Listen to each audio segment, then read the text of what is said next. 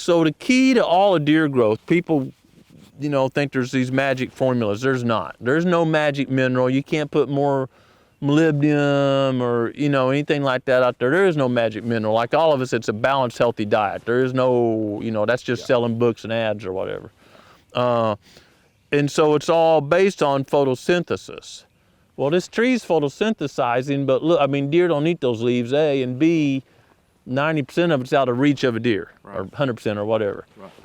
The best way to make a tree make more acorns and better quality acorns, is not fertilizer or something else. It's kill every tree around it so it gets maximum sun.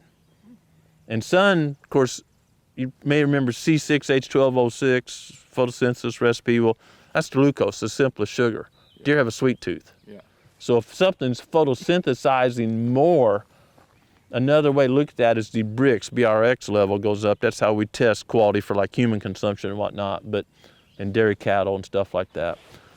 So we do a lot of what's called hack-n-squirt, and we'll pick the tree, just say, you're the tree and we want to save you, then we would take Clay, me, and you out to let this tree have more food and water, more rain and more sunshine.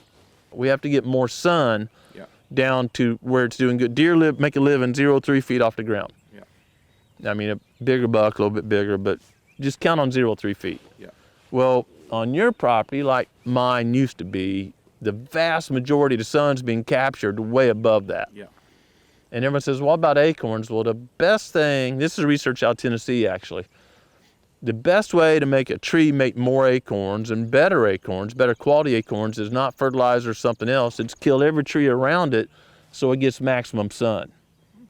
And sun, of course, you may remember C6H12O6, photosynthesis recipe. Well, that's glucose, the simplest sugar. Yeah. Deer have a sweet tooth. Yeah.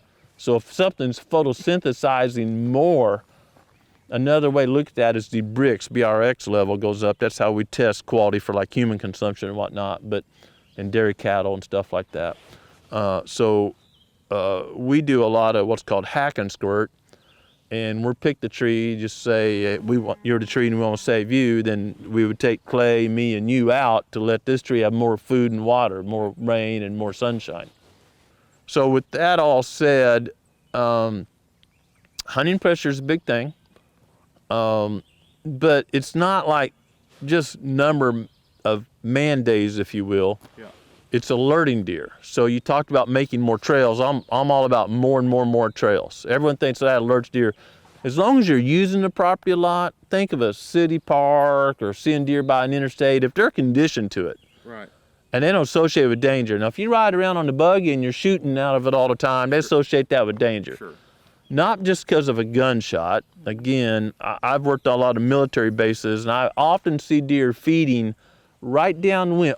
This is magic here, right downwind of rifle ranges when there's 150 plus soldiers out there shooting. Literally, because they never shoot at deer, right? You go to the brig if you shoot at deer on those bases. Sure.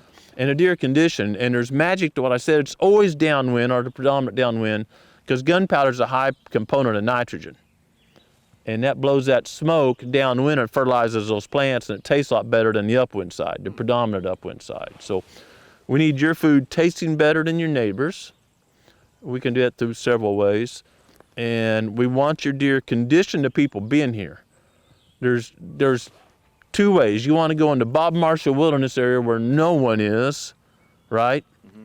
Or you want to be in a city park or a golf course where everyone is. In the middle, kind of doing a little bit, deer on edge.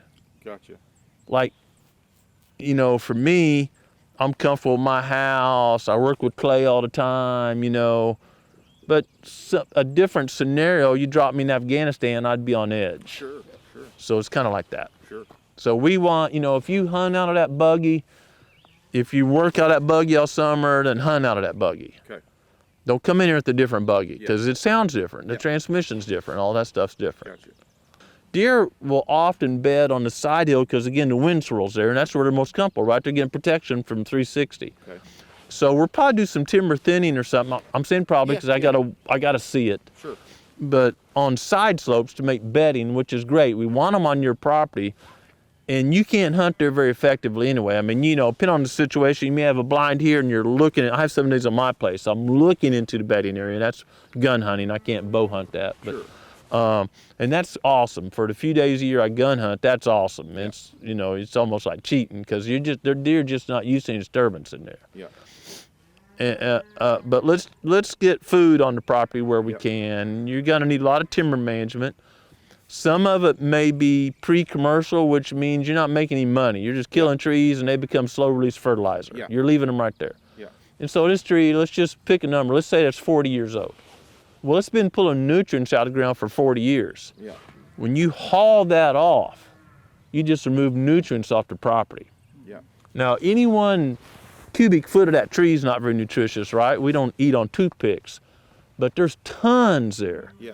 So the whole thing has pulled a lot of nutrients out of the ground over time. So I do not mind terminating trees and leaving them there. It's just slow, very slow, release fertilizer. Yeah. And that just helps build my soil back up.